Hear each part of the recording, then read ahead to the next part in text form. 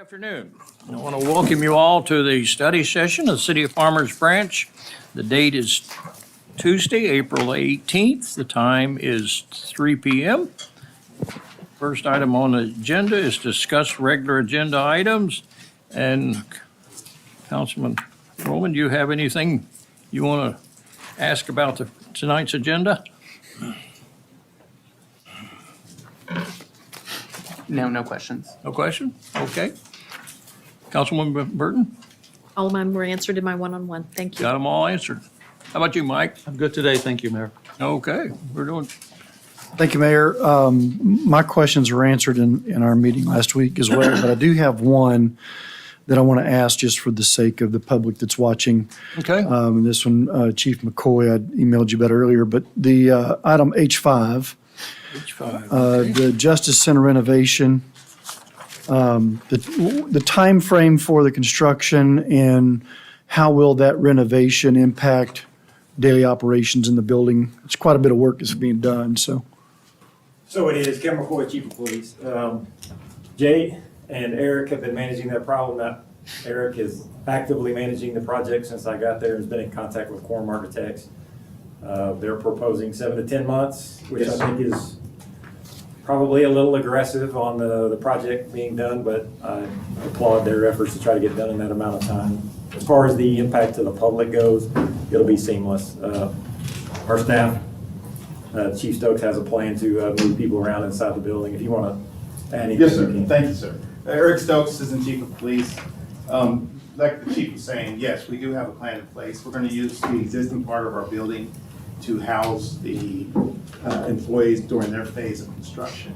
And so it shouldn't have any impact to the citizens or anything else. It may impact our employees by putting them in a different place, but they'll have their computer and everything else that they need, sir. Okay, so that front wall, the entrance to, I don't know what you call that area, it's a lobby entrance, where most of the public comes in at first. There's gonna be some renovations to that wall, so during that time, that area is gonna remain open and secure So for, yes, sir, that's phase 6. Phase 6 is the PD lobby area. Okay. Section. There's still a section where you can come in to go through to the jail section, and we're going to conduct services through there. The citizens will have signage and everything else in place for our citizens to get any service that they need. when they're Okay. coming into the police department. all right, very good. And it's mostly cosmetic. And it's just an update refresh, so it won't be major construction. Okay, new paint, new shrubs. Hopefully not on the inside. but- All right, thank you, gentlemen. That's all the questions that I have on the agenda items. Just one quick announcement, if everyone will move your microphones toward you so that people watching can hear us. Okay. Councilman Merritt? No questions at this time, Mayor, thank you. Okay. I had a couple. On the H3, do we do monitoring? Do they do the monitoring when we do these spraying of the mosquitoes? How do we regulate when we do that? There you go. Yeah, so the company we're contracted, Shane Davis, Director of Sustainability and Public Health. Municipal Mosquito, they provide a surveillance, that's a surveillance component. So they set up the traps, they collect them every week, and either us or the city hauls them down to Dallas County for analysis. And then if we have a mosquito trap test positive for mosquito with West Nile, then we would set up a spraying activity. There's a certain standard that we, Yeah, we spray for West Nile for public health reasons, not just for nuisance. So if you have a few mosquitoes around, that's not a reason for us to spray. We're gonna spray because of the West Nile present, so public health. The fog material they use is non-discriminate killer, it's gonna hit every bug it hits, so it's really not something we don't wanna spray any more than what we have to, for that reason. and on J1, what was the opioid thing we got reimbursement about? What was that on? That's going to be a settlement we agreed to for that with the state. And so they're basically putting those settlements out there because we didn't know when we were getting it. It's amending the budget to acknowledge that we're getting that funding in so it then can be in turn be spent. Okay, So it's just balancing the budget based on that settlement. Okay. And there'll be more in the future, it sounds like. okay. All right, good. All right, no other questions? We'll go on to A2, is receive a Parks and Recreation Board biennial update.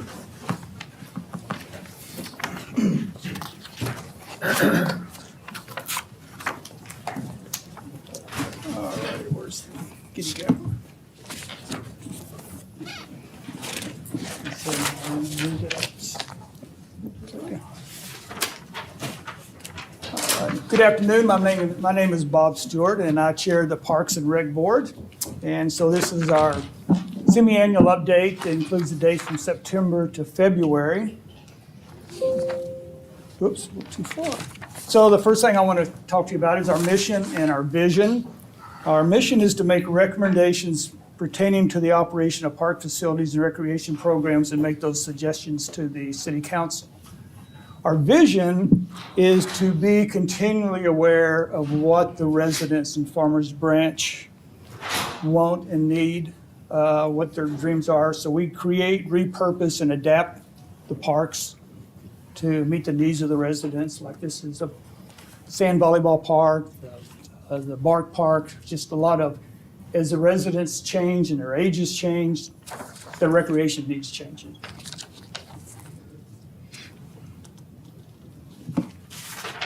So some of our past and future events. Hello, can you hear me? Yes. I can hear you. Can you hear me? All right. Snafu, go ahead. So our past events was the Blooming Bluegrass Festival, which we had over 4,500 people, had over 600 hotel room nights. Our revenue was around $61,000. Halloween in the park is always a big deal. The kids love it. To help the parents make through it, we had Brews and Booze last time, and we're gonna do that again this next year. Veterans Park celebration over at the Branch Connection, that was a really big event, really well received. Viva Farmers Branch, that was our second annual one, and the attendance and the revenues were up almost 200%. I think we had around $4,500 in revenue. The Christmas tree lighting, we had over 4,500 patrons there. Revenue was around $12K. This year we added the holiday drone show, which really had a great wow factor, high tech, really innovative, and we're going to do that again next year. The Santa House, the Parks and Rec Board always run that, and we raised over $490 for scholarships, which go to the summer Funshine program. So that's always a lot of fun for us. And then Skating Under the Stars, over 5,000 people participated in that. And then the Daddy-Daughter Dance in February is always a really big deal. Upcoming is Denton Drive Live, which will have 3 dates, and actually it's May through July. And in June, we'll actually have a crawfish boil, so everybody come out for that. Fishing Fun is April 29th. I call that Fisherama. That's a great time to bring your grandsons and kids out because they stock catfish and everything in there. Big, huge box of worms. You put your hands in there and get a lot of live worms. And then Family Night in the Park, which is August 12th. And then Independence Day Celebration, which is our really big summer extravaganza. And I love the in-your-face fireworks. I think we have the best fireworks show in Dallas area. Even though none of those people have to look up. They can just look straight out and those fireworks are just right there. So it's a pretty awesome display.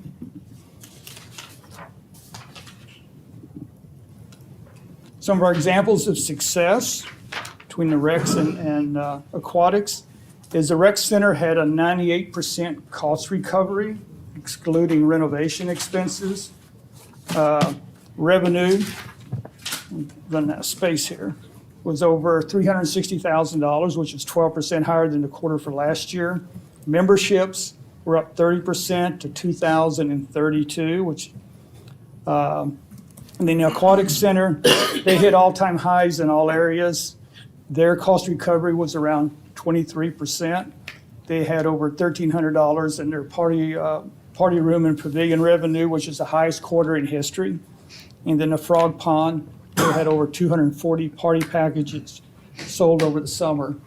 And of course, they get awards, several awards every year. This year, they were named the Agency of the Year from the North Texas Aquatics Association. So we really have a top-notch aquatic center. Oh, I forgot to tell you on the rec center, so the second floor is finished. So attendance is really up, and now when you're on the first floor, you don't have to hear all those weights hitting the floor from the second floor. So that's really nice. Oops. All righty. Updates in future. Let me find my notes here. Project updates. So the Oran Good turf is all completed, and that's a natural soccer turf up there, and those kids, it's getting a lot of activity every day. The John Burke Nature Preserve. We're finishing up the parkways and lookouts. The contract for the restroom's been approved, and we guesstimate grand opening this spring. Hoya, it's on hold. It's mainly a paperwork issue. So we have a $750,000 grant. So we can't turn any dirt till we get the paperwork signed off. So we've had to go out and rebid contracts, but we did get an exception, receive a waiver from the National Park Service to secure the restroom contract because that takes time to complete. And we're guesstimating opening summer, fall of this year. And then Mercer Park, it's just, we're guesstimating it's going to open in fall of 2024. So there's just some ongoing minor issues with that. Montgomery Park Phase 2, we're adding pickleball courts in addition to the sand volleyball courts. The event center and the branch connection, those are just are ongoing work in progress.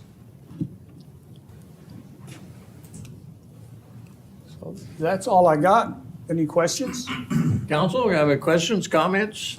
Yes, I do have some questions. Thank you so much for, first and foremost, thank you so much for leading the committee.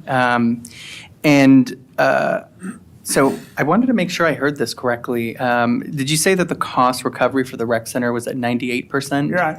Okay, that's wonderful. 'Cause That's awesome. I I think mean, last year it was attendance- 80 or something. Yeah, it's really going up. I remember back in 1917 or 18, the council came to us and they were really wanting to get the cost recovery up. And the rec center is just, I mean, you go to our rec center and it's probably, I would say it's better than most private clubs across Dallas. I mean, for $15 a month, I mean, you can log on to your Netflix account, you can record your workouts, there's plenty of space, and now that the second floor is done, I think the next phase is just to work on the exterior and just bring it up to date. Yeah, and I also saw that, I guess part of the reason why we had such a high cost recovery for this year was that looks like memberships went up quite a bit. Yeah, it's like over 2,000 memberships. Yeah, so, Actually, I tell you, one reason it goes up is we have day passes. Mm-hmm. People just don't want to commit to a contract sometimes, and so the day passes, or I mean, I forget what the numbers are, but it seems like that's just a cash cow when it comes to, people just want to pay by the day. You know, it's like $5 or $7. yeah. And what about capacity at the rec center? I think we're at 70% capacity, because that Okay. was one thing I asked in the last meeting, if I remember right, between 70 and 75. So we're away from being maxed out. Okay, so, and one of the things that I just, maybe we can talk about at some point in our one-on-one meetings, but, one of the things I'm just looking at is if our memberships are increasing and we're servicing more individuals and there's more rental revenue being generated. I just wonder what the staffing level is there, if we've looked at adding more individuals there to adequately staff the facility, and then also there being a second floor and more things to clean, more things to be Yeah. mindful of. That's kind of out of our purview, so that would Right, be something you but- have to address with. Yeah, What's our ratio of residents from non-resident membership up there? Do we have any idea? Rachel, I'm going to defer to Rachel on that one. Rachel, Road Director of Parks and Recreation. I don't have the number off the top of my head right now, but I can get that to you. It seems like there's a lot of people bringing up, I don't think it's a problem. I don't think we're overcrowded, but I mean, if we do get overcrowded, that's always something we can work, you could work at and adjust the fee structure. Yeah, right, well, raise the fee is one way to do that, so. I go up there regularly, and we do have a lot of people there now, so it's getting utilized and doing very well. Have we got the boiler fixed at the Aquatic Center, I think, yeah, it just got it's back in repaired. operation and all Yeah. that going on now? Okay. Council, any other questions? I do. Does those revenue or the what we've earned supposedly on that, does that include all the overtime costs for all the departments inclusive? No, that's just revenue generated, so I don't know what the, we don't get into employee costs and stuff like that. We just kind of get numbers that we get at our board meetings of this is how much revenue was generated. Okay. Michael? Thanks very much for the presentation, Bob, and you guys do a great job, so I would just echo comments made earlier, just continue to knock the ball out of the park. And one question I had, which you didn't cover, it's the latest one, that's the event center, which, we've broken ground on that. So could you just kind of briefly mention what the timeline looks like for that? Yeah, so that's on my slides, but that doesn't really come under the Parks and Rec Board. That's more under historical part, but Rachel can answer that for you. So it has broken ground. If you go out there, there's been work that's been done. It's still slated for spring of 2024. 365-day build, so that would put it around the spring of 24. Okay, thank you.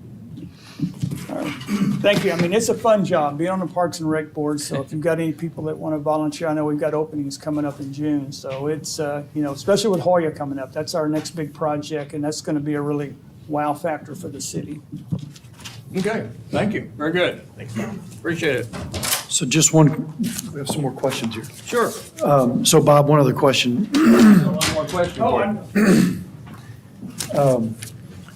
We'd mentioned the value of the membership fee at the rec center. It's $15 a month.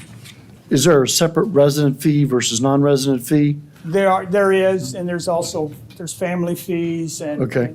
I mean, there are about I'm just off the top of my head, 5 or 6 different types of fees, so Rachel can probably address the exact numbers for you. I can't give you the exact number because we have an extreme number of fees. But yes, we have resident, non-resident, we have corporate, family. Okay. And when was the last time that we increased those fees? We haven't. Like, Fees are looked at on an annual basis as part of the budget cycle. right. And so we've never increased the fees.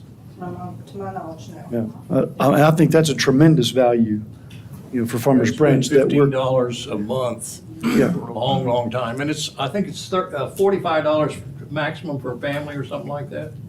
For the basic membership. So there's a basic membership that's just the gym and the walking track, and there's a fitness membership that includes all Yeah. the fitness equipment. Yeah, you can just So total access. to the walk, and facility. that's very little, what, $10 a year or something? Some real minimal fee just to go walk. Yeah. For us to be recovering 98% of our costs, we're properly staffed, and we've got a world-class facility at that price point is pretty spectacular. So, well done to Parks and Rec. Prior councils, very nice. Probably questions limits the I can number answer? of private gyms we have in the area. Yeah. That's true. Okay, any other questions? Okay, let's go, Kate, thank you. All right, let's move on to A3, is discuss utility replacement capital improvement program.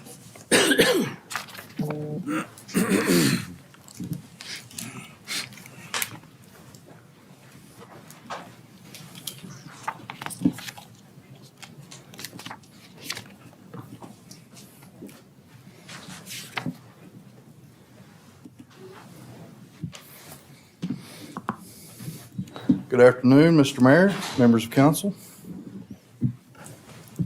I know everybody's excited to hear about what I have to talk about again, as always. Super exciting stuff.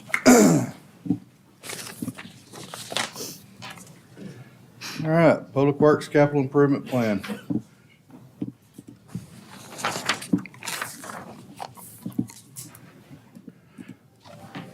This particular project fund focuses primarily on water, but it is also utilized in certain sewer replacement as well.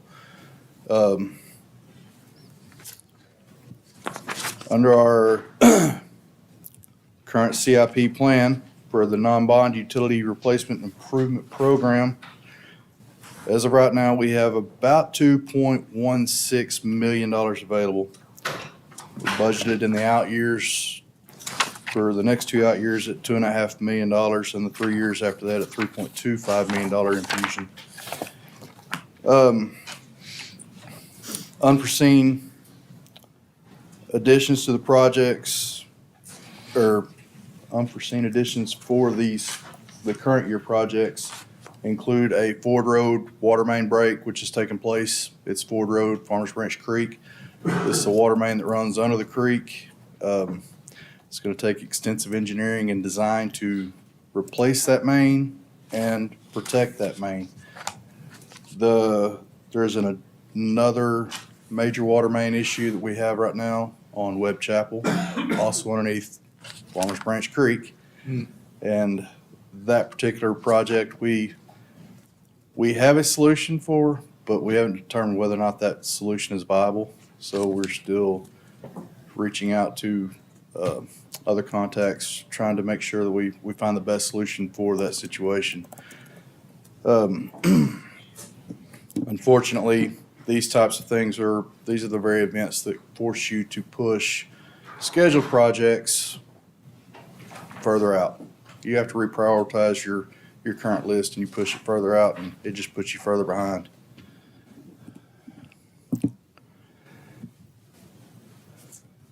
One thing that has absolutely impacted our CIP plan or our CIP program is the $10 base rate reduction that was granted last year. That had a $1.13 million direct effect on the utility fund. I do see the benefit and what was being accomplished with that. However, that effect is something that we could actually use to remediate some of the issues we're having right now, trying to keep up with our current systems and the needs. We have gone back, and as I said before, we've reprioritized our utilities list. And in doing so, we've kind of planned it out over a 5-year period. With the funds that are being allocated in the out years, in the 4th and 5th year, we start to look at a $4 million shortfall, and that is just on the projects that have been identified. It does not get into other projects that are on an additional list. That list is also very extensive. And this is just for the water side of it.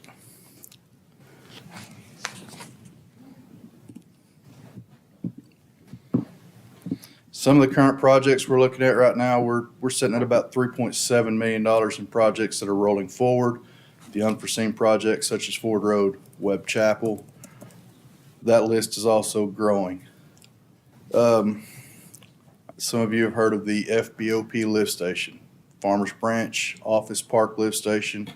It is out off of LBJ and the tollway in the hotel parking lot. That particular lift station is suffering some growing pains. It's outdated. The electrical portion of the lift station is actually underground. I guess about 2 months ago, we had some heavy rains. It actually flooded the electrical pit within that lift station, and it flooded the generator as well, which shut that lift station down. We came very close to having an overflow out of that lift station, which would have been very bad. And we could not get in there and throw the transfer switch for the generator. It was unsafe. You have, 480 volts of electricity running through 3 pumps into a well full of water. Not much you can do with it. So we're trying to bring that lift station above ground, bring everything to code, update it, make it something that's more reliable. When this was originally budgeted, it was estimated to cost about $1 million. That was 5 to 6 years ago. Here we are in 2023. We'd be happy if we can get out for $2 million now. The Webb Chapel water main, that line it's a 12-inch line. It's a primary line within the city. It's half cast iron, half asbestos cement. It runs from city limit to city limit. Trying to replace that line in its current situation, where it currently lays, you'd be looking at over $3.9 million just in that one single project. The lead and copper rule revision, LCRR, most of you are fairly familiar with that now since we've already had that discussion in the past. EPA mandated requirements. We are on phase 2 of this right now. The next 3 phases, we're looking at about $1.05 million to complete the last 3 phases. There's an additional 1 to 1.2 million that's being allotted for lead service replacements as required based on the findings of this study and the compliance.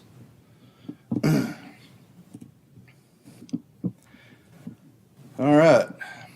With all of those and our $4 million shortfall, we have potential solutions. First solution is restoring that water base rate, that $1.13 million a year over the next 5 years. It would go a long ways to helping us to catch up and maintain. Won't be the cure-all, but it's an excellent start. Consider an increase to the variable water rates. Or, my favorite, increase the annual addition to the CIP. I know it's a lot to take in, but we have done very well within the utilities department trying to keep up with the infrastructure within the city. And we've done a lot of replacement and repairs, but it's just like anything else. There were periods of time when those things had to be set aside, and now we're playing catch up. When you have a city as old as ours, infrastructure as old as ours, we kind of reach this point, and that's where we're at now.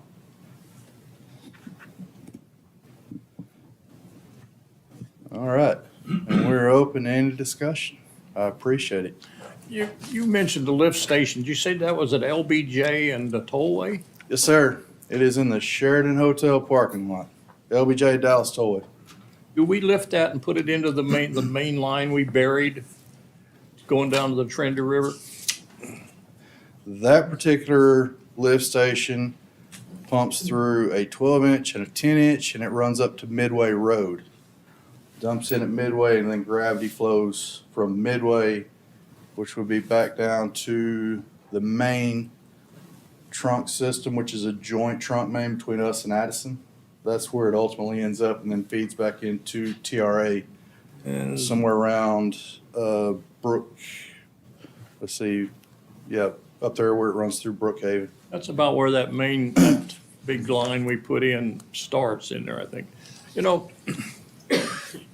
when we contracted with Addison, my understanding is we took everything on the west side of Addison was involved with us. Everything on the east side of Addison, they dealt with the city of Dallas on with. And I just wonder if we're that far over there, maybe we ought to talk with city of Dallas or something about taking that sewage. Pump stations, lift stations are expensive to maintain and take care of and do all those things with it. I don't know, maybe some other negotiations we could do with over there in that area.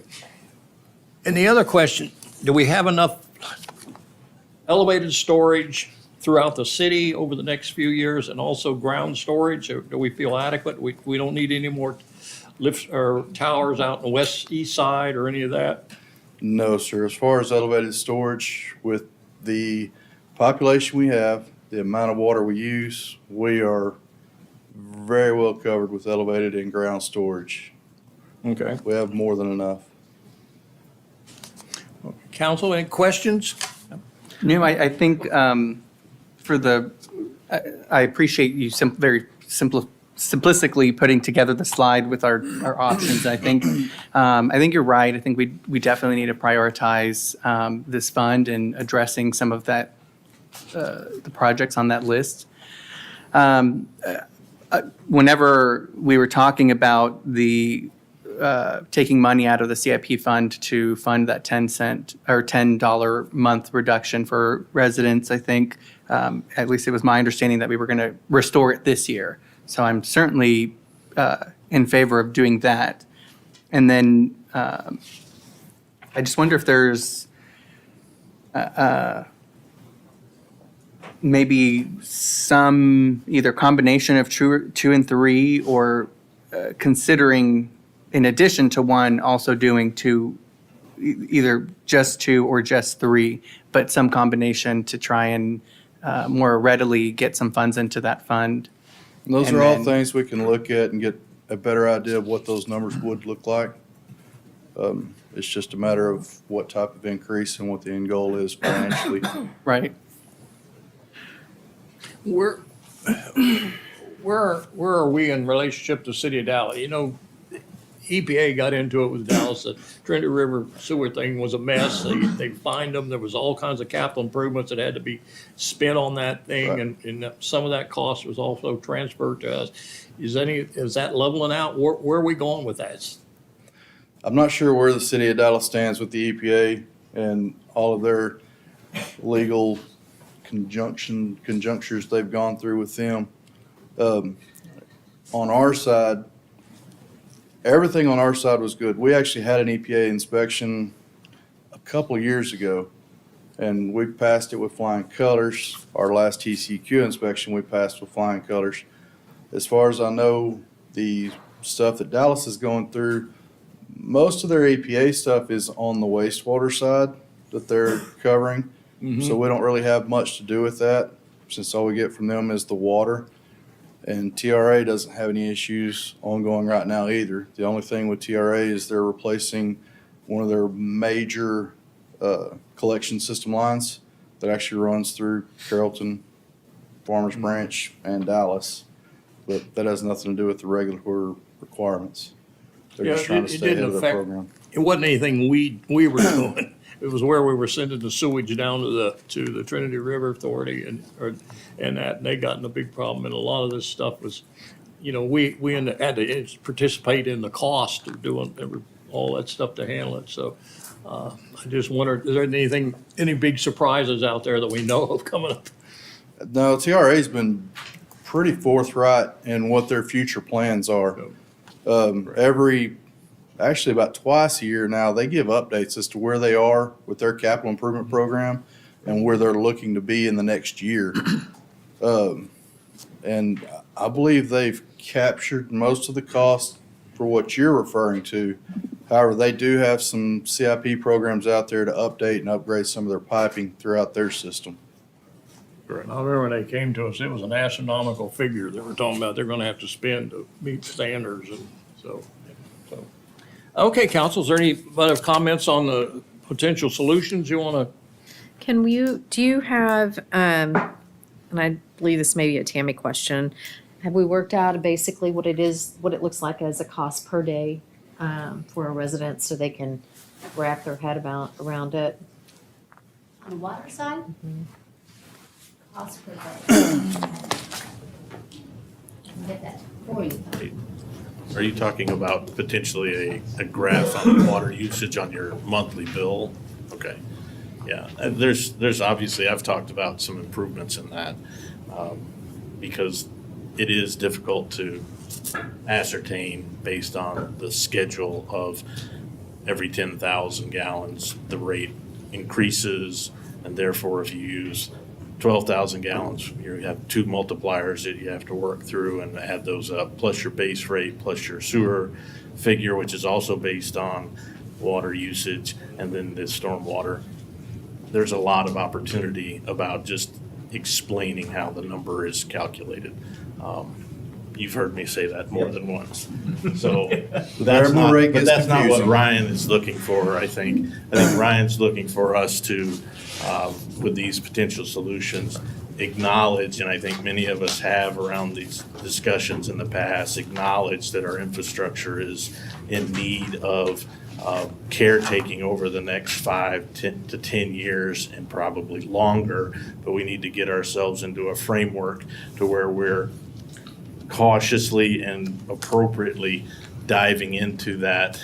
You know, you only eat an elephant one bite at a time. So the fact that we're looking at $4 million a year in our planned budgets, then we have the unforeseen elements, then you have that on an ongoing basis year after year.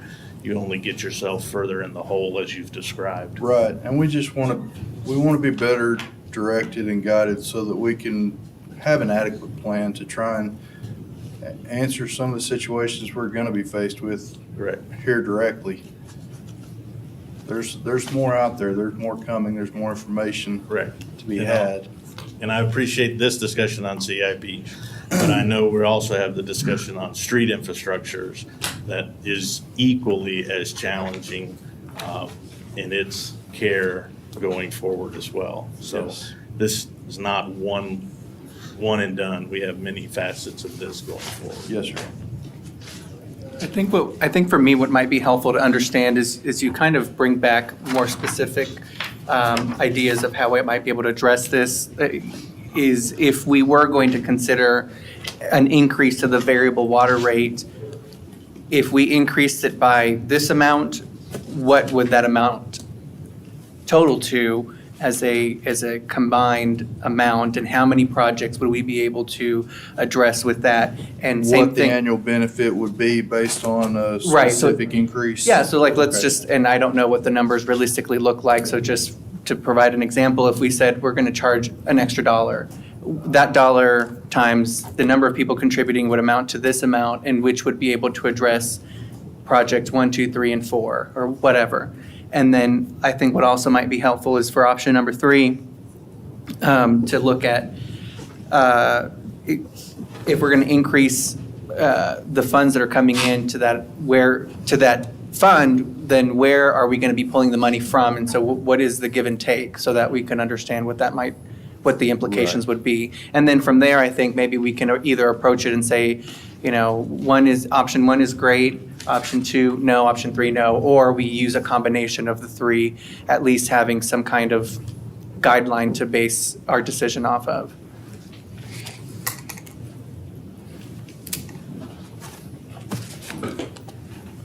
That, we can absolutely put Yeah, together. but I mean, just from my perspective, I think these issues need to be addressed.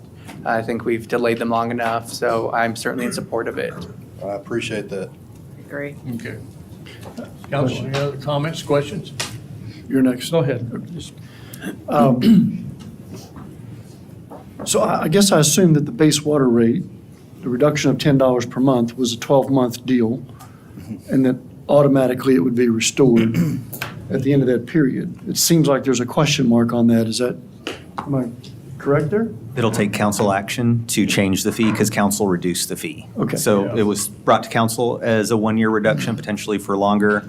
Public Works and Ryan are saying, we really need this funding restored to focus on these projects. So it'll take council action when we do the budget in September and approve it to change the fee structure to restore the funding. Otherwise, the funding does not restore. Okay, thank you. And when was the last time, I know that each year Dallas seems to increase their water rates, and so our water bills tend to go up. In September, there seems to be some kind of an accounting that happens in September that generates a lot of questions about an increased water bill. Am I recalling that correctly? I will have to check on that one. I'm not, I believe We're water rates- reaching out to Dallas, trying to get a feel for what they have coming in the future, what their water rates are going to do. Are they going to have any changes this year? Are they looking to hold steadfast where they're at? Hopefully, I should have an answer on that in the next few weeks. Okay. But we're trying to figure out where they're at. And how long has it been since we've increased our water rate? multiple years. I mean, if it's more than a few years, then that's Did enough look at of that. an I wanna answer say to it know was- that. I would have to confirm. I want to say it was 2019 is the information that I had Okay. on a previous slide that I created. But I can confirm that and let you know. That sounds about right. I That's the believe right it was 4 years statement ago. to have too, Richard. Okay. So, I mean, I think it makes sense for us to look at that, obviously, but to understand how our water rate compares to our neighboring cities. We obviously have an older infrastructure than, let's say, perhaps Coppell, right? So how does our water rate compare to Coppell, Carrollton, Addison, other areas? And then I think we need to understand the demand on our system that's different than what these other cities have. We provide trash twice a week, right? That's part of our water bill as well. Other cities don't. I'm not suggesting that we take away twice a week trash services, but let's understand in our water bill, as David brought up, there's a lot of confusing factors in calculating what you pay for water in Farmers Branch, but let's understand where we are or how we measure up with cities around us. Because with these changes, we're going to need to be able to justify that to residents. I think more so than the fact that we have some really old pipes and a lift station that's broke or subject to breaking and other things. We have a lot of old infrastructure, 1953 and on. 50s, right, right. Thank you, That- Ryan. That piping was designed for a 50-year lifespan, so it has exceeded its, Do you have This any design. kind of a rough idea, percent-wise, how much lines are going to need to be replaced in the next 5 years or so, or something like that? Because, this is an ongoing process. We've always gone through this water line replacement. Materials change and all kinds of things happen. And so this thing, we do have another spreadsheet that was actually created yesterday, and it actually breaks down cast iron pipe, AC pipe, transmission lines that are pre-1980, which are large diameter, 16-inch and above, transmission lines that are post-1980. I can get you the exact footage of what we have available, what we are it'd be looking at. helpful if you guys had that, it kind of, for what's going to happen in the future too, because this is an ongoing problem. I thought we saw that as part of last year's budget presentation. There was some figures in there that told us like how old and how many miles of Yeah. various lot. pipes we have. We know we got Yeah, it's. a lot to replace. It's far more than what we're showing on our 5-year plan. Mm-hmm.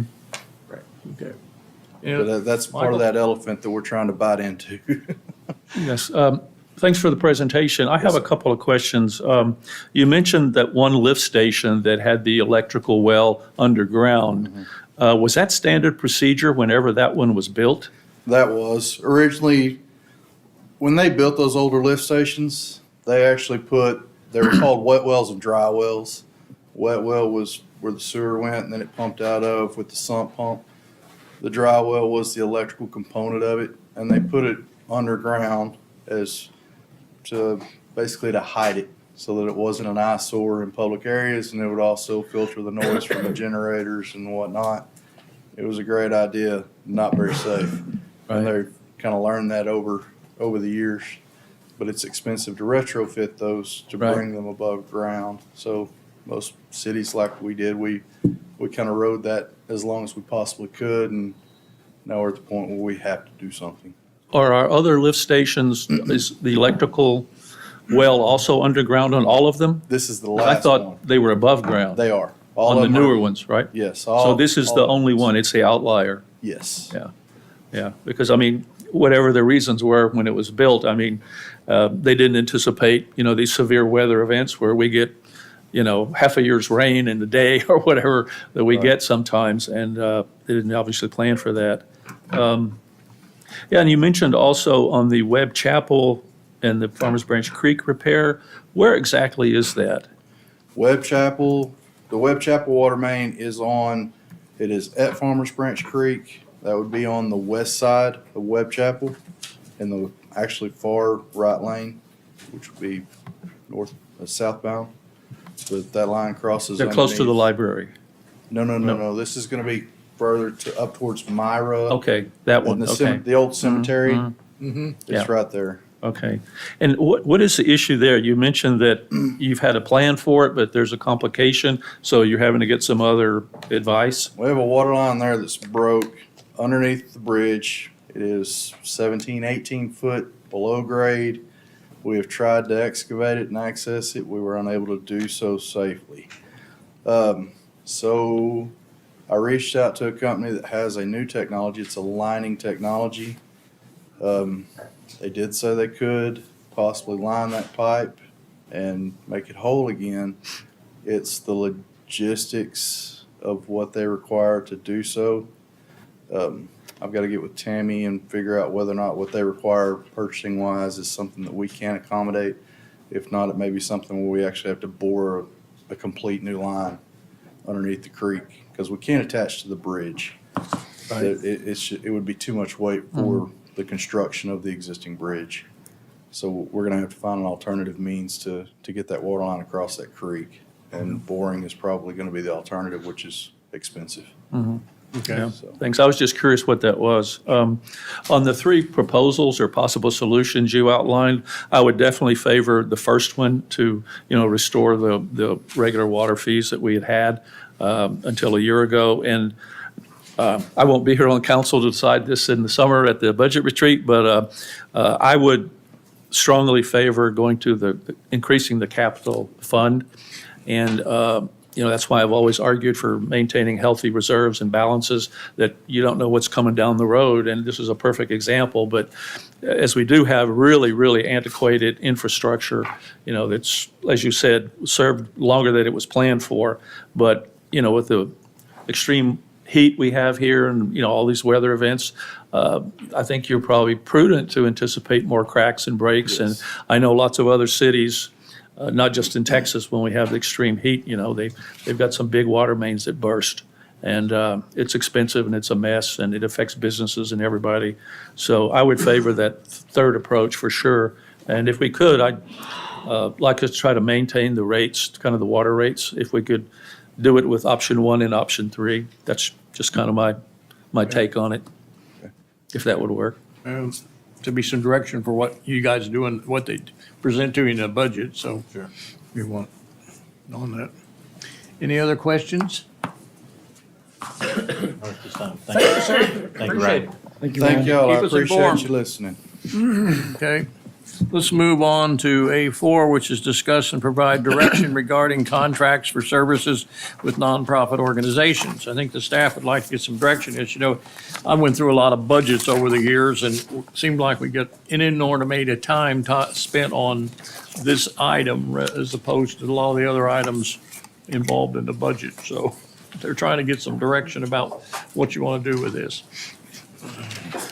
Good afternoon. My name is Jawaria, and I'm your Chief of Staff. But before I begin my presentation, there's an update to Exhibit B in your memo that I submitted to you.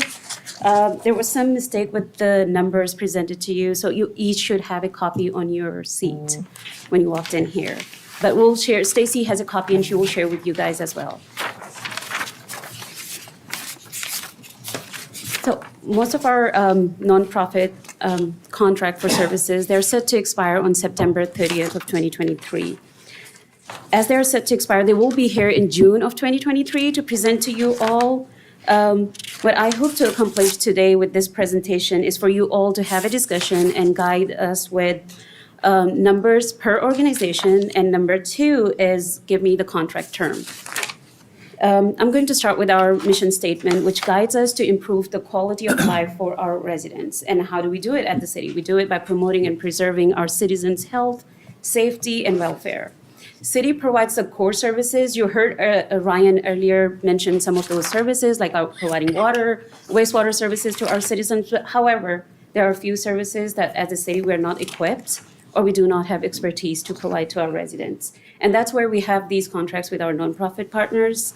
And some of those examples that I will share with you is the minor home repair program, senior home repair program, homelessness initiatives, and the low-cost healthcare services. The table here presents city's contribution for the fiscal year 2022-23. The impact of these contracts was included in your packet. All the details are there, and that's where I mentioned Exhibit B, where there's slight difference in the number. The table I'm presenting here presents the funding request for upcoming fiscal year. I do have one of the new requests from Stand for Sisterhood here as well for your consideration. Again, going back to my main goal for this presentation is to seek guidance from you in an effort to continue providing services to our residents. If we can identify the budget amount, the funding amount for our contracts, settling down on a number today will help Tammy's team to prepare and finalize our budget. And number 2 is the contract term. We do have multi-year contracts with our nonprofits at 3 years. What we are proposing today is consider extending it to 5 years when you consider the contract renewal. This is all the information I have for you to consider and discuss and provide us guidance. Thank you. Council, questions, comments? Mayor, I have some. I favor the 5-year contract approach. Okay. Seems like every 3 years, maybe a little bit short term. I'm sure that there's an ability during the contract, or we should have some type of provision that allows us, if something were to change that impacts that contract or the services, that we have an opportunity to review it in the interim. But, just from a review perspective, I think on a 5-year period is reasonable. Thank you. With regard to just looking at the organizations, if we go back to I think it's the third slide. I'm sorry, the fourth one, next one. Okay. So these are the requests. Yep.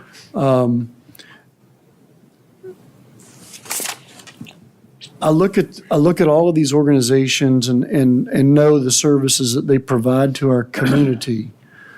The one that I'm not entirely clear on, and the information provided was not clear, was the bottom organization, Stand for Sisterhood, its impact on Farmers Branch specifically. The information that was provided seemed to me to be, unless I've misunderstood, that organization serves outside Farmers Branch's borders. But all the other organizations were able to identify the direct impact on Farmers Branch and those services and the costs, but that particular organization did not. So if there's some clarity that could be provided there, that would be helpful. I will reach out to them and get more clarity, but my understanding is this is not the first time they submitted their proposal. But that's what I got from them, and I submitted for your consideration. Okay. All right. Thank you. Thank you. So I also favor the 5 years. I think that's a good approach, just from conversations with Ben and Mike and you. It seems like that's probably the best way to move forward operationally, so I'm certainly in favor of that. I too had concerns about Stand for Sisterhood. I went through it and actually went through it again before the council meeting as I was kind of trying to gather my thoughts. And I thought to myself, maybe I missed something, and I went back and looked, and I think it has some good detail about their core values and what it is that they do and their different offerings to their core group that they service. But it wasn't anything specific that would tell us, here's the value that we're going to be able to provide to the city. And so I think without that information, it'd be difficult for me to say, of course, let's move forward with giving them $92,000, not knowing exactly what our value add is going to be for our residents. So that's my concern there. And then I remember last year, there was an individual from the Woven Health Clinic who came and kind of spoke about some concerns or some funding that they were lacking. And I've kind of kept an ear open to kind of ascertain if people are noticing changes in either the level of servicing or the things that they're able to offer. And so as I've kind of poked and prodded, people have said yes. They've used Woven Health Clinic, and they've noticed, they actually received an email, I want to say late last year, saying, moving forward, we're going to have to change this, and this is a result of some lack of funding. And so as I'm trying to figure out how we can be good fiscal stewards of our taxpayer money, I recall a conversation I had with Tracy Eubanks, who's the CEO of MetroCrest Services, and we were just kind of talking about the discussion that went on at last year's budget retreat, at one of the council meetings when we were talking about the budget. Specifically, there was a lot of people who were not very happy that we had awarded almost $1 million to MetroCrest Services. And so we were kind of talking about that, and towards the end of the conversation, Mr. Eubanks indicated that moving forward, they were not going to be counting on any funding from Farmers Branch moving forward. And so I think that provides a unique opportunity for us to reallocate some of our funding.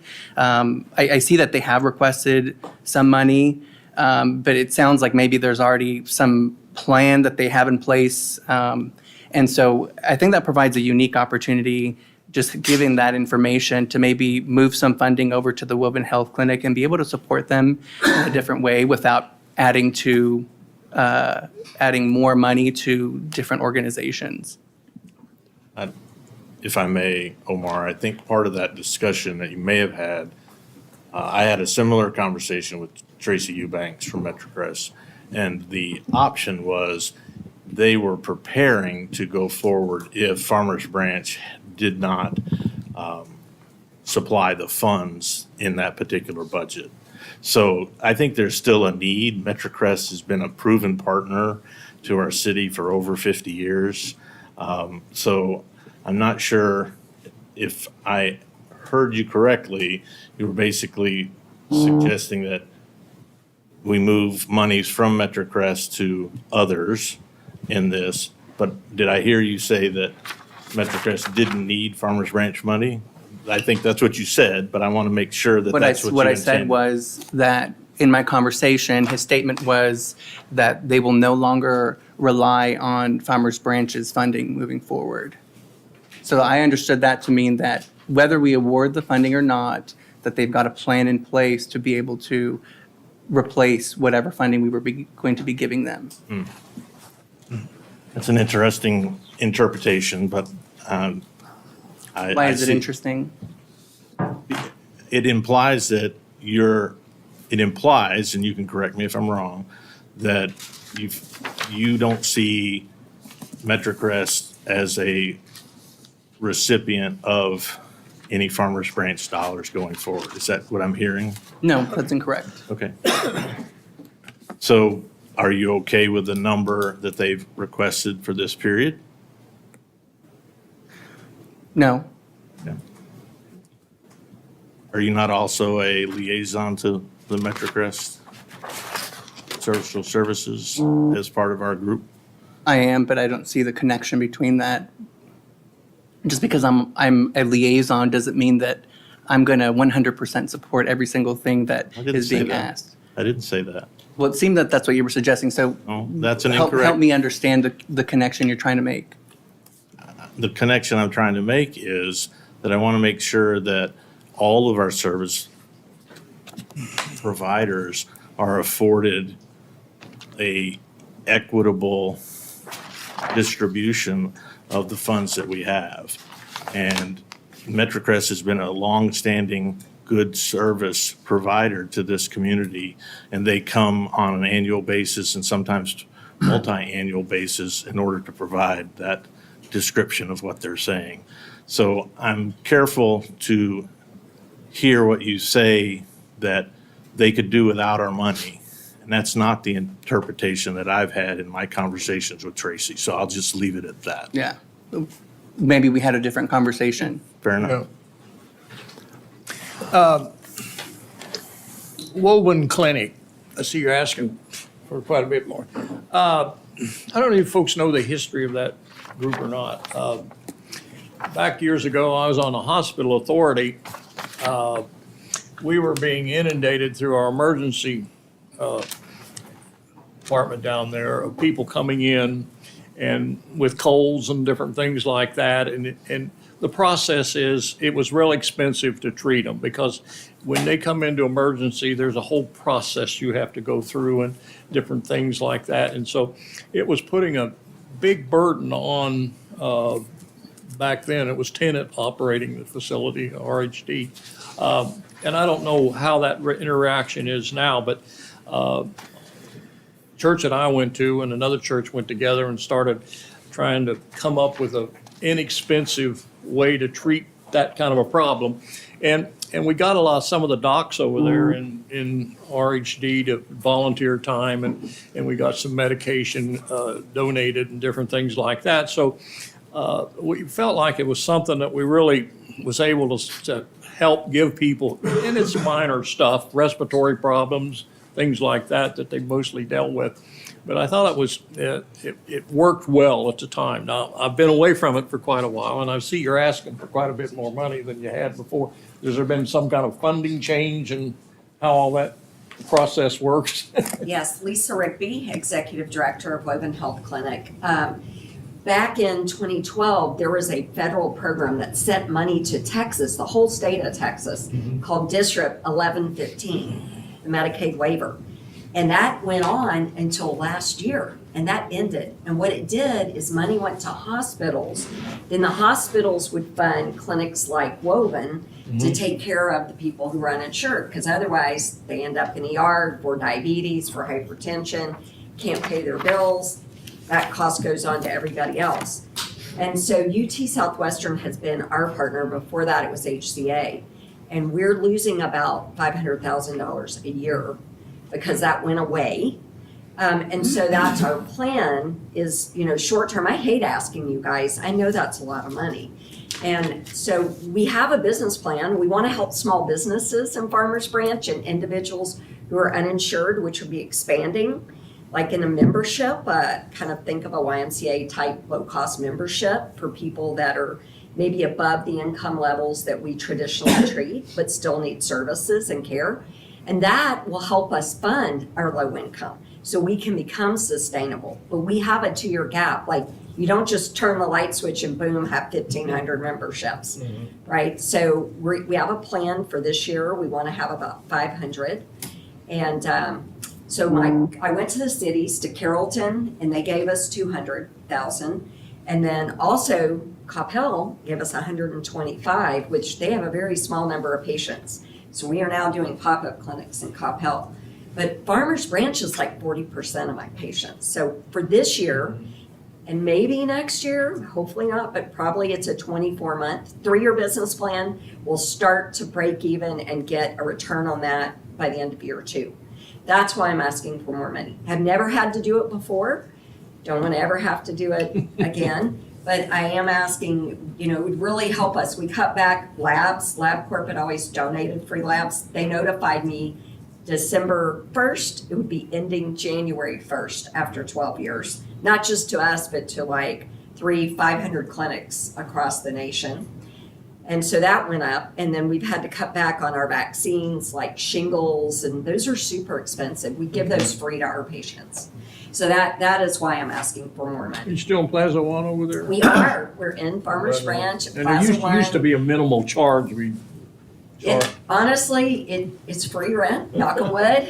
No, but I mean, charge the patients a little bit, wasn't it? So we do. So we're not completely free. Our patients pay $25, $30 for a $300 type visit. So there is a small, and that's actually a best practice to have a little bit of skin in the game for the patients. So we do that. But I will say this, and I want to give Tracy a shout out. He gets funding. So if our patients can't afford that small copay, then his organization helps cover that, which is very helpful because we do sometimes serve where there is some overlap there, and that's super helpful for those patients. They also get mental health counseling free, no copays on that. They can see a dietitian free, no copays on that.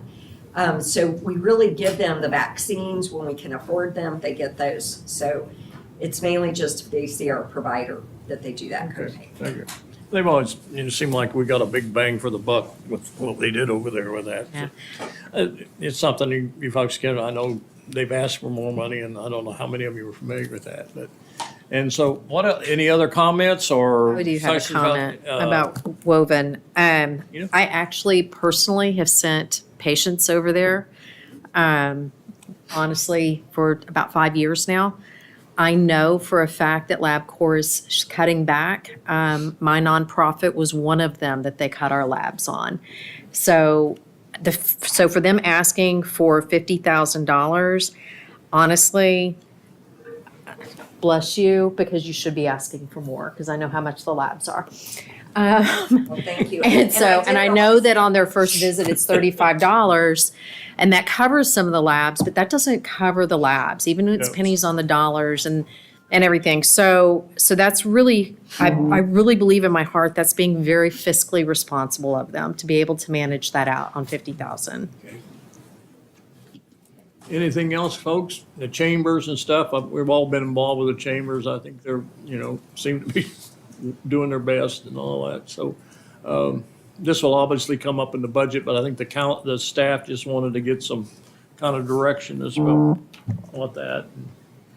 They didn't want to spend a whole day talking about it in this budget hearing. So, If I may,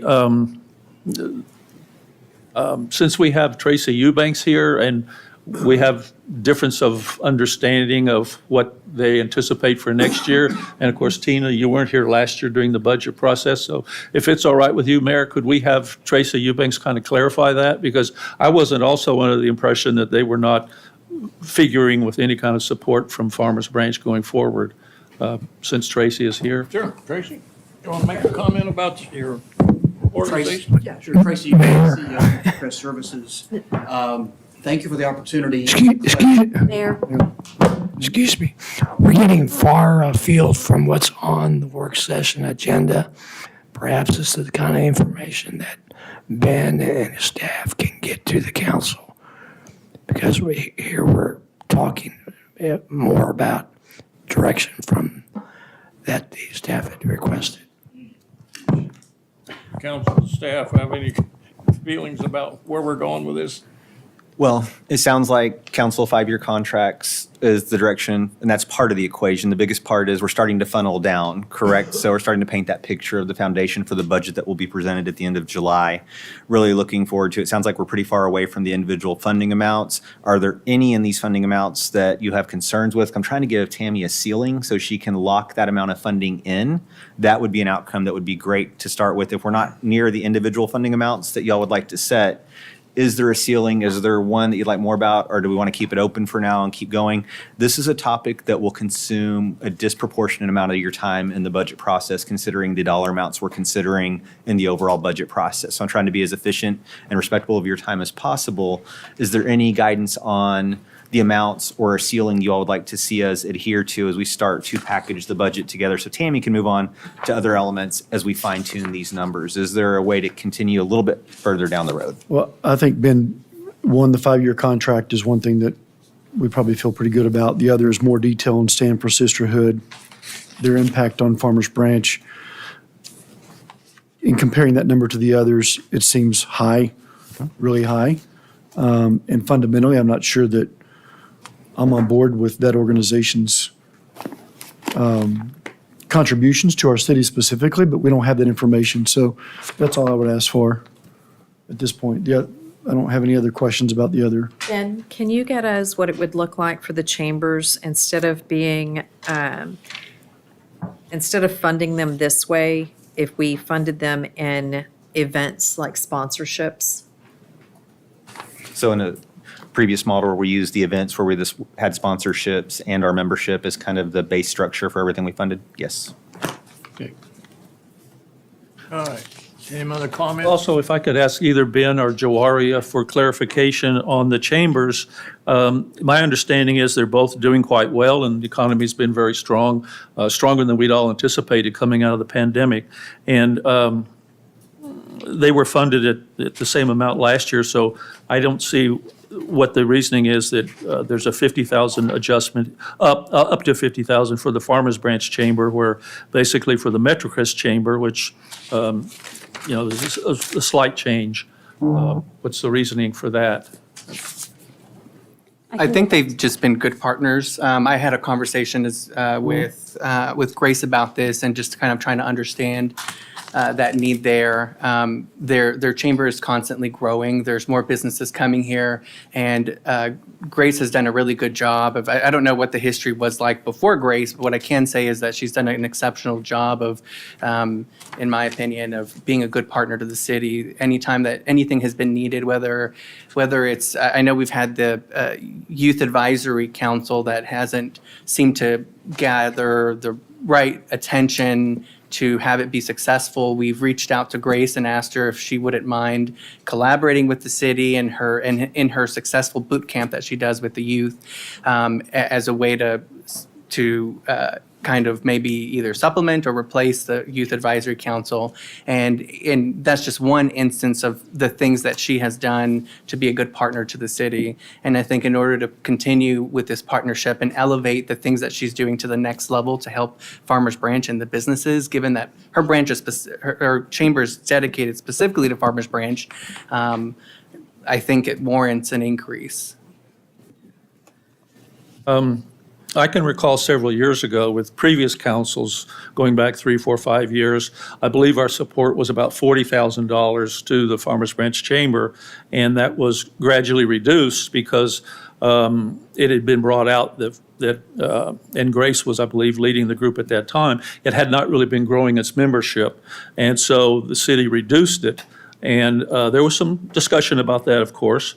And so it's been reduced to 15,000, and both of the chambers have been growing and adding business partners.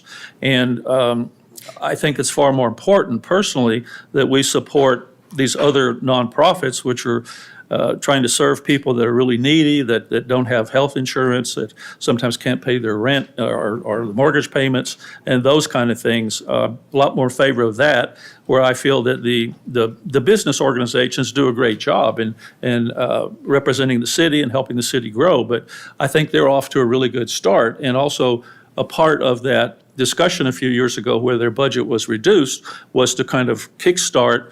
And Grace has done a good job there in growing the base of the organization. And I just don't see the need to increase their funding $35,000 because both of the chambers, do a good job in what they offer the business community. And again, I'd rather see extra dollars going to, the healthcare and social services, counseling, mental health, some of these other things that we've discussed. That's where I am.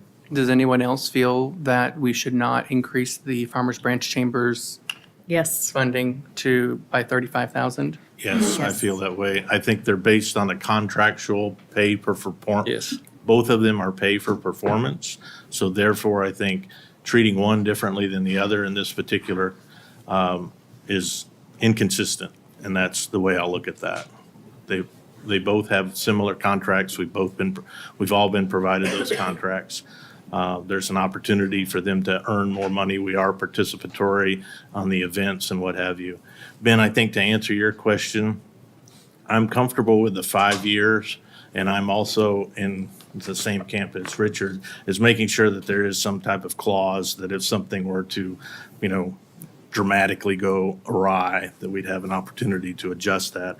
But I'll throw a figure of $450,000 as a cap that we could then work with from a budgeting perspective across these funding requests. And that's more than what we have up there. Actually, it's not, because we have a question on the Stand for Sisterhood dollars as well. But that's in the ballpark of what we paid before, with a little more cushion that gives us some, in my mind, some wiggle room to deal with, and it allows the budgetary process to move forward. Yes, that would be an increase, and we can definitely get the additional information that's been requested. There was some conversation about the chamber's contracts. The previous direction of the previous council, which was about 3 years ago, was to make the contracts focused on getting the chambers in alignment to being self-sustainable. So each chamber has a heavy reliance on getting new memberships at a certain level, and that was calculated out. The FB Chamber's net increase with contract adherence just from membership is $54,000 per year from the previous contract. Adhering to the contract, the Metro Crest Chamber was at $24,000. Now that's if we're at 100% there, but the contracts were designed to focus on supporting the chambers growing their memberships while less money coming from the city at the same time. But again, it's a new day and new opportunities for discussion, and however council gives us guidance, we'll be happy to follow that guidance as well. So Ben, one question as we look at these contracts, I seem to remember a conversation last year around it's not common for cities to support their chambers of commerce, with contributions. Is that correct? There's usually a relationship. Our chamber, when former interim city manager John Land ran it as the chamber president, got zero support. But he had to go out there and generate those revenues through events and that kind of promote as well. And we're very active with participating in events, because what we do is we send them to you as council if you're interested. Of course, we support going to the level y'all would like to go. Different programs they have as well. And so we support in different many avenues. That's why on the spreadsheet you saw it's 15,000 plus our membership, which is $5,000. That's a substantial amount of money. So that jumps each chamber up to $20,000, plus any events or any add-ons we add into that throughout the year. For example, Grace has been a very good partner helping us with the youth council because we're struggling to get that to work and even recruit. And so when we approached her about helping us with that, it's a win-win. It generates revenue for the chamber. It also increases that partnership level as well. Right. So generally, there is a relationship depending on how their sales tax is done, if they have an economic development corporation or not. But there's usually a strong relationship between the two organizations, or three in this case, because partnerships are part of what we do. We work together on it and support each other. But a direct dollar amount just put in there, not necessarily. There's usually some kind of performance aspect or reason for that dollar amount to be there. All right, thank you. Where this started, back in the early 80s, there was a feeling that the MetroCrest Chamber was not representing Farmers Branch to the degree that some people thought. You know, at that time, they were with Addison, Carrollton, and Capel. And so the group kind of started to come forward and wanted to start a Farmers Branch Chamber. They called it a Farmers Branch Business Chamber at that time. And I was on the council's time, and we gave them $25,000 seed money to get started. That was the intent. Well, it became a regular thing every month, every year, and then he came in and kept asking for more money, and councils consequently did that to a point in time. I know when I was mayor before, we went back and did some accounting on this and asked for, exactly what you're doing and set up a contract of things you're supposed to do and all that kind of stuff. And over the years, it's been reduced by subsequent councils. So that's kind of the history of where this whole thing started. We didn't give the MetroCrest that kind of money. We were a member of it and all that back in those days. But so that's kind of the history behind it. I think, I think they do a good job. And I think, Michael, we got to take care of the business community too. It's one thing to take care of charitable things, but that's where our bread and butter comes from, is through the business community and people like that. So I think we do have to respond to those people to that. So any other comments? I would just add that it's nothing that we're discussing here, but the city used to also financially support the Firehouse Theater, to help them grow and kind of establish their name and their reputation and things. And the council has reduced that, so I don't think like we're supporting them now. But the idea is, to get organizations to be more self-sustainable. And so this is not but it's a pitfall you get into, Mike, when you start one of these things, you start doing it. Councils change, Yes. Knowledge of what the process has changed, and so they can have a tendency to get away from you. So you just have to be able to do that. So, okay, any other comments? You have the Thank you. direction you need? To continue, yes. Thank you. Okay, the last item for the study session is discuss future agenda items. I see, Ben, we have quite a list of stuff that's supposed to be brought forward here, and so are we on track with all of this? Let me pull up my future list. Before we add any more?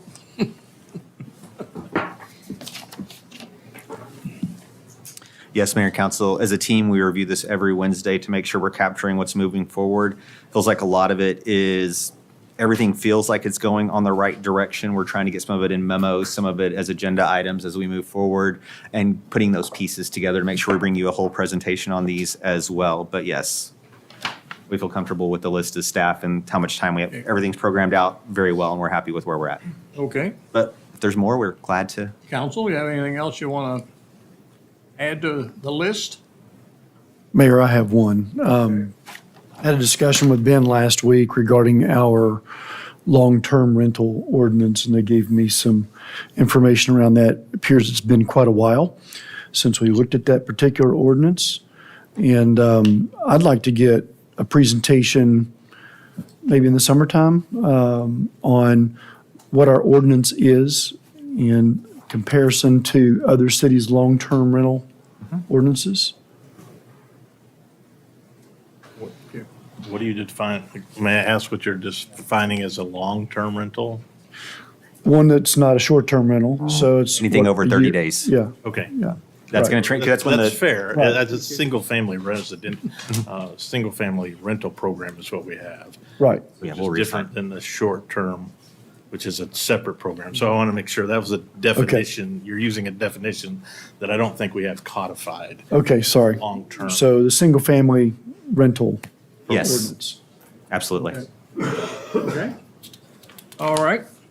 Well, with that, I guess we have concluded the study session. Do we have anything for executive session that we need to do? Nothing for executive session? Okay. Well, I'll recess our meeting and we'll reconvene downstairs at 6 PM. So you've got a long time for your dinner. That was our Can eat fastest more. move through on the nonprofit discussion.